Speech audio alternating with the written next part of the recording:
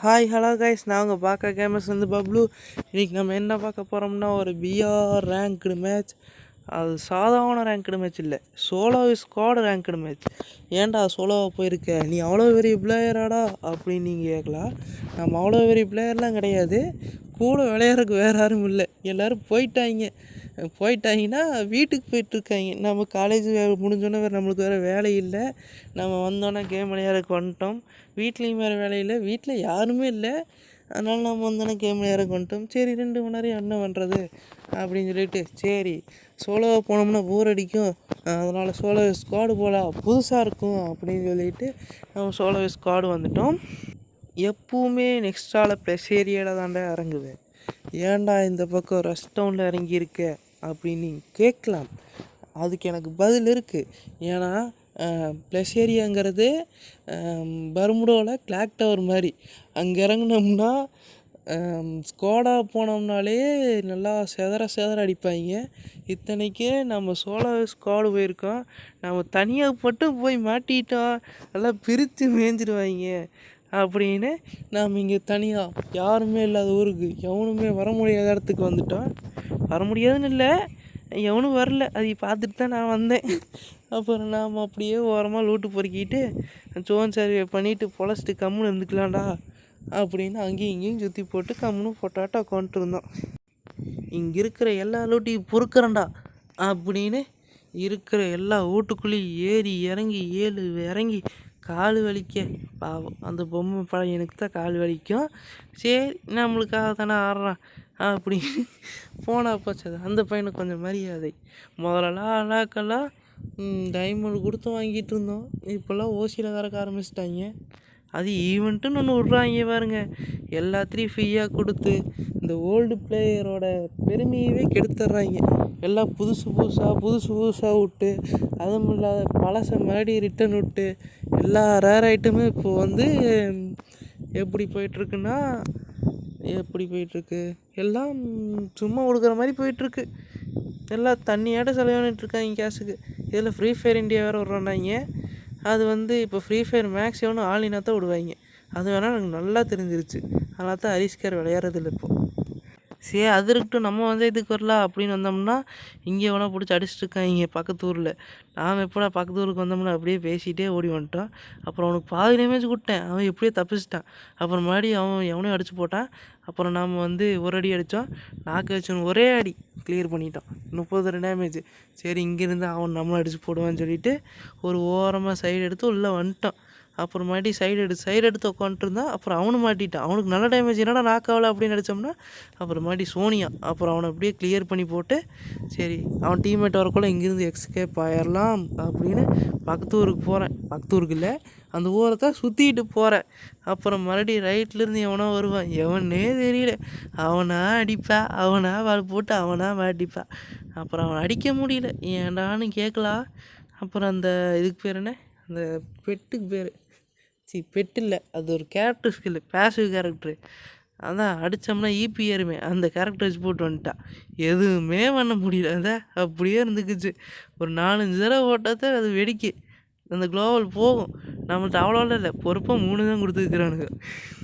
சரி அவன் சொந்தக்காரங்க இது இங்கே இருந்துட்டானா பெரிய வம்பா போயிடு, நாம் ஒரு இடத்துல கவர் எடுத்து போய் கம்முனூர் ஓரமாக உட்காந்துக்கலாம் அப்படின்னு ஒரு இடத்துக்கு போயிட்டு அழகாக ஒரு இடத்துல உட்காந்துட்டேன். அப்புறம் மறுபடியும் பார்த்தோம்னா எங்கேயாச்சும் வருவாங்களா, ஃபஸ்ட் ஸ்டெப் வேறு காட்டுதே, எங்கே இருந்தாச்சும் பறந்து இது வந்துடுவாங்களா அப்படின்னு பார்த்தேன். அப்புறம் வர வழி அளவுக்கு ஒரு லேண்ட்மைன் வச்சு போட்டு வந்துட்டேன், எங்கேருந்துமே வர முடியாது. அப்புறம் 2 அடி அடித்தேன், மாட்டிக்கிட்டேன், பரவாயில்ல அவன் பார்க்கல. அப்புறம் மறுபடியும் அவன் கீழே அவனையும் அடித்து வச்சுருந்தான். அதுதான் ஒரு பெரிய காமெடி. ஒரு அடி அடித்து நாக் ஆகிட்டான். அப்புறம் சரி அவன் கிளியர் பண்ணிட போனான்னு சொல்லிட்டு நான் மறுபடியும் கிளியர் பண்ணி விட்டுட்டோம். சரி இங்கேருந்து நம்மளை பிடிச்சி அடித்து போடுவான், ஸ்குவாடோட வந்து மிரட்டி வந்து அடிப்பான். சரி இங்கேருந்து இடத்த காலி பண்ணிடலாம் அப்படின்னு.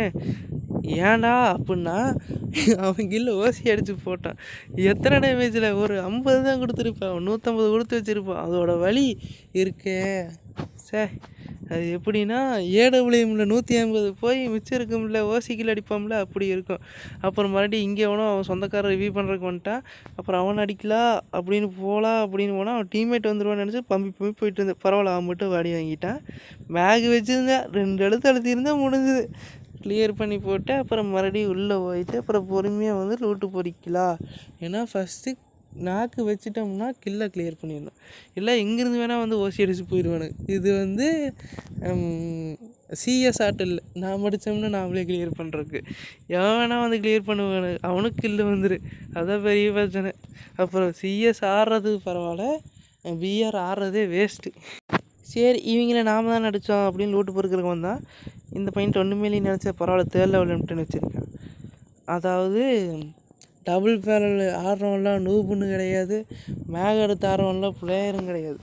அப்புறம் எதுக்குடா எம்டென் எடுத்தேன்? நான் 2மே கிடையாது, அதனால தான் எம்டென் எடுத்தேன். அந்த பக்கம் எவனை ரிவ்யூ பண்ணுறானே அப்படி போகலாமா அப்படின்னு பார்த்தோம்னா அது ரொம்ப தூரம். பாவ பையன், நாம் தான் அப்படியே சொன்னோம்ல எவ்வளோ தூரம் தான் நடந்து போவான். சரி அங்கே ஒரு வண்டி இருக்குது, அதை எடுத்துகிட்டு சொயின்னு அப்படின்னு போயிடலாம். அது என்ன பாட்டு? அது லத்தி லேம்பிகினி அப்படின்னு ஒரு பாட்டு வரும்ல, அந்த பாட்டில் போடுற மாதிரி. இல்லைங்க, இது கோஸ்ட் ரைடருங்க. இது எப்போ வந்ததுன்னு தெரில, ஆனால் அது நல்லா தான் இருக்குது. இந்த கோஸ்ட் ரைடர் வருவாப்புல நல்லா ஸ்டேரிங்லாம் மேலே தூக்கிட்டு நல்லா ஹைட்டாக இருக்கும்ல ஸ்டேரிங்கா ஹேண்டில் பாரு, ஹேண்டில் பாரு அதை வரமாட்டேங்குது. என்ன ஒரு சின்ன மாடிஃபிகேஷன், ஹேண்டில் பார் மட்டும் கீழே இருக்குது.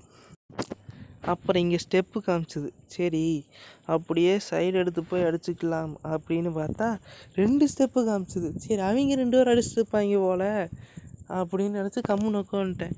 எப்பட்றா உனக்கெல்லாம் இது கேட்குது அப்படின்னு நீங்கள் கேட்கலாம். ஏன்னா நான் வைப்ரேஷனில் வச்சுருந்தேன். அப்புறம் இங்கே ஒரு திருப்பான் 2 அடி, அவன் நாக்கு முடிஞ்சது, அவனை கிளியர் பண்ணி விட்டு போட்டு கிளியர் பண்ணிட்டோம்.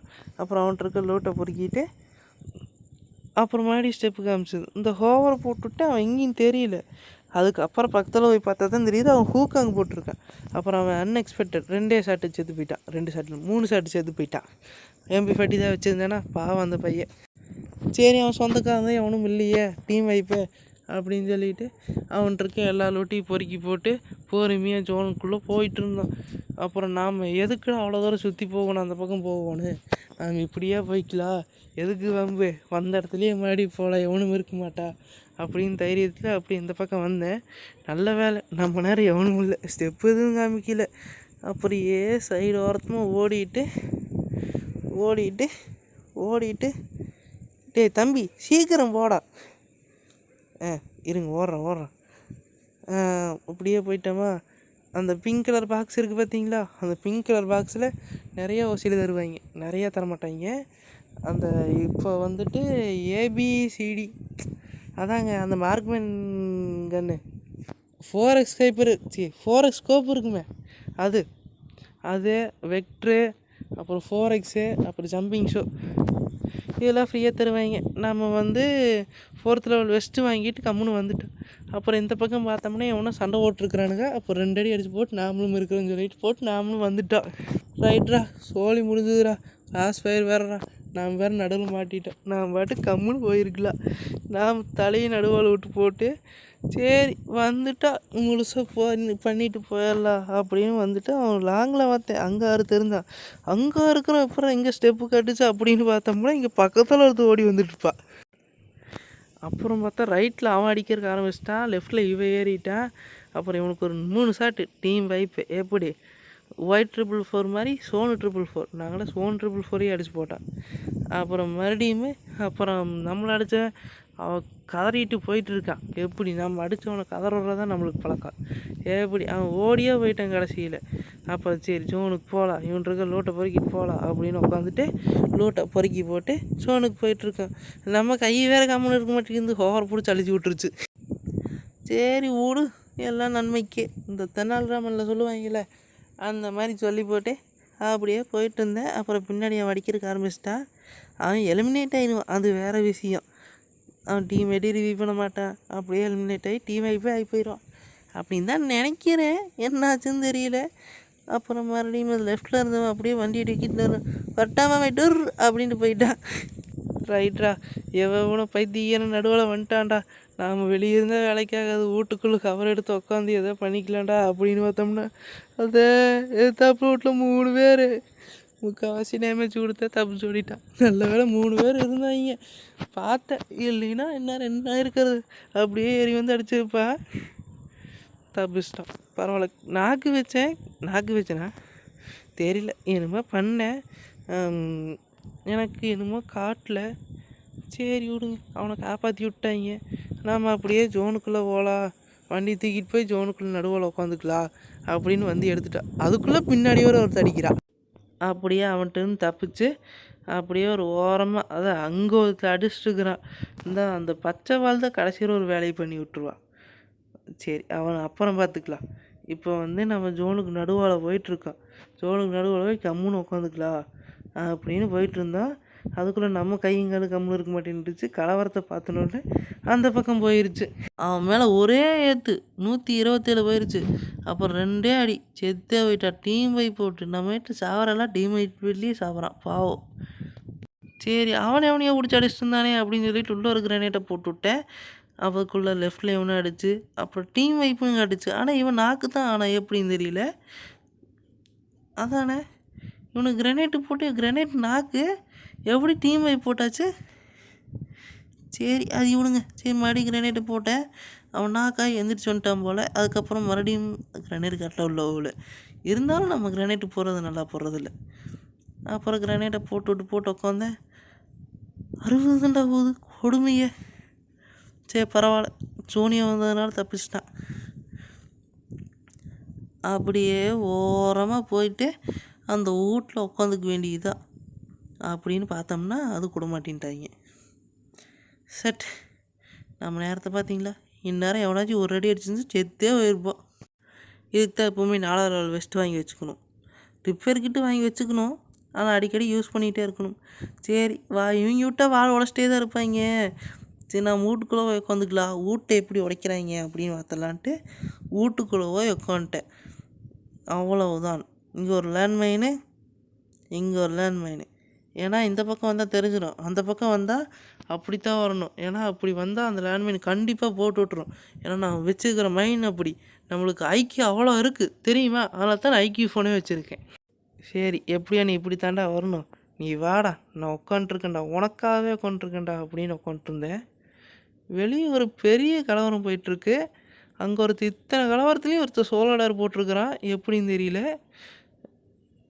இந்த டைம்லேயும் கூட அப்படி காப்பாற்றுவீங்க, இப்படியெல்லாம் மேலே ஒன்றும் இருக்கிறீங்க எனக்கு தெரியல. அதை செட், அந்த சோலாடாரையும் முடிச்சு அடிச்சு போட்டாங்க. பாவம் அந்த பையன் எவ்வளோ கஷ்டப்பட்டிருப்பான். இருந்தாலும் I appreciate you my boy, என்ன மாதிரியே இருக்கு. அப்புறம் மறுபடியும் ஸ்டெப்பு ரொம்ப பக்கத்தால் வந்துருச்சு. நம்ம விஷயத்தை பார்க்கலாம். அப்புறம் லேண்ட்மைன் உடஞ்சிருச்சு. அப்புறம் இங்கே தான் இருக்கான்னு 2 அடி ஓட்ட செத்தே போயிட்டா. அப்புறம் நம்மளுக்கு லூட்டு பொறுக்கலாம் அப்படின்னு பார்த்தா இன்னொரு ஸ்டெப்பு காட்டுச்சு. அதுக்கப்புறம் என்ன அவன் இங்கே என்ன ஆனானே தெரியல, எப்படியும் செத்து போயிட்டான். இது போட்டுவிட்டு ஹோவரில் காட்டல. அப்புறம் லெஃப்டில் ஒன்று அடித்தான், ரைட்டில் எவனுமே இல்லை, எப்படின்னு தெரியல. எலிமினேட்டு, ஜோன் எலிமினேட்டு, அதுதான் நான் பார்த்தேன். அப்புறம் இங்கே வேறு எங்கள் எத்தாச்சோல் வாழை போட்டு எத்தாச்சோலுக்கு கேப் போட்டு மெடிக்கிட் போட்டிருக்கிறேன்னு. சரி, அப்படியே பொறுமையாக ஜோனுக்குள்ளே போயிடலாம். இன்னும் 4 பேர் தான் இருக்காங்க அலைவு. நம்ம 11 கில் அடித்து போட்டோம். இதுக்கப்புறம் எத்தனை கில் அடிப்போம்? இல்லை, இதுக்கப்புறம் அடிக்கிறதே கஷ்டம்தான், அது அப்புறம் பார்த்துக்கலாம். சரி, ஆளாளுக்கு அடிச்சிடுச்சு அவுட்டு அப்படின்னு நின்றுருந்தா அப்புறம் நம்மளுக்குன்னே ஒருத்தர் மாட்டினான். அதான் அங்கே நின்றுருக்குறான் பாருங்க. எப்படி நான் எவ்வளோ பெரிய பிளேயர் பார்த்தீங்களா. அப்படியே போயிட்டு அழுங்காப்பில் கிளியர் பண்ணிடலாம். நம்ம கீழே யாரும் ஓசி அடிக்கக்கூடாதுப்பா, நம்ம கொஞ்சம் கேர்ஃபுல்லாக இருந்துருவோன்னு. எவனாச்சும் அடித்தாங்கன்னா நம்மளுக்கு தான் கொஞ்சம் அசிங்கமாக போயிடும். சரி, அழகாக அப்படியே கிளியர் பண்ணி விட்டா. இதுதாங்க பிளேயரு, அடித்தோன்னா அழகாக கிளியர் பண்ணி விட்டுறாங்க. நம்ம பசங்க எல்லாத்துலேயும் பண்ணுவாங்க தெரியுமா. சிஎஸ்ல ஒருத்தர் ரஸ்ஸர் இருப்பான், படப்படன்னு ஏறி போய் நாக்கு வச்சு விட்டு வந்துடுவான். 3 நாக்கு வைப்பான், மனசாட்சியே இல்லாத. ஆனால் அந்த 3 நாக்கும் காப்பாற்றி விட்டுருவாங்க. அப்பேற்பட்ட பிளேயர் இருப்பாங்க அந்த பக்கம். ஒருத்தன் தான் அடிச்சு போடுவான் அவனை, ரொம்ப அசிங்கமாக போயிடும். அப்படித்தான் ஆச்சு அன்றைக்கி ஒரு தடவை. இன்னும் அலைவ் 3 பேர், நம்மளோட சேர்த்தி 3 பேர், நாம் இல்லாத 2 பேர். நம்மளுக்கு ஏத்தாப்பில் ஒருத்தர் இருக்கான், அதான் கிரானைட்டு போட்டு விட்டான். சரி, இந்த ஜில்லா படத்துல வந்து நம்ம கிளைமேக்ஸ்ல சொல்லுவாய்ங்கல்ல, அவைங்க 2 பேரும் அடிச்சுப்பாய்ங்க, மிச்சம் இருக்கவன் நாம அடிச்சுக்கலாம் அப்படின்னு பாட்டிருந்தா, இவங்க ஒரு ட்விஸ்ட்ட வச்சுட்டாய்ங்க. 2 பேர்த்தையும் நாம தான் அடிக்கணும். 2 பேரும் வேற வேற ஸ்குவாடு. அந்த பக்கம் இருக்கவன் அவன் அடிச்சிருந்தான்னா எனக்கு பிரச்சனையே இல்ல. நல்ல வேளை அவன் வெளிய வந்ததுனால இவன் வெளிய வந்துட்டான். நம்மகிட்ட செத்துட்டான். இப்ப இவன அடிச்சு போட்டோமா, இப்போ அவன் வந்து எப்படி அடிக்க போறதுன்னு தெரியல. அவ்வளோ தூரத்துல இருக்கிறான். இதுல ரேஞ்சும் கிடைக்காது. பரவால்லடா 33 போகுது. சரி அப்படியே போலாம் ஜோனுக்குள்ள. அவன் வீட்டுக்குள்ள தானே வரணும் அப்படின்னு சொல்லிட்டு நாம ஜோன் ஆக்குபை பண்றோம். அதாவது நம்மளுக்கு எப்பவுமே ஜோன் சாதகமா இருக்கணும். அந்த விஷயத்துல நாம கரெக்ட்டா இருந்துக்கணும். சரி இங்க தான்டா வருவ. வாடா நீ வாடா பேசிக்கிற. இந்த ஹோவர போட்டுட்டா அவன் மொமெண்ட்டு கொஞ்சம் கம்மியாகும். சரி அதிலேயே கொஞ்சம் பேதியாயிருவான். இதில 1 மிஸ் 1 வேற. அவன் என்னென்னமோ பண்ணிட்டுருக்கான். பாருங்க. அவன் பின்னாடி போறவானா அதைய விட்டு போட்டு என்கிட்ட ஏறிட்டே வந்துட்டுருக்கான். நானும் எல்லாத்தையும் தூக்கி போட்டேன். 2 அடிய செத்து போயிட்டான். அவ்வளோதான் கைஸ். நம்ம தரமா ஒரு 14 கில்லோட போய் அடிச்சாச்சு 1v4ல.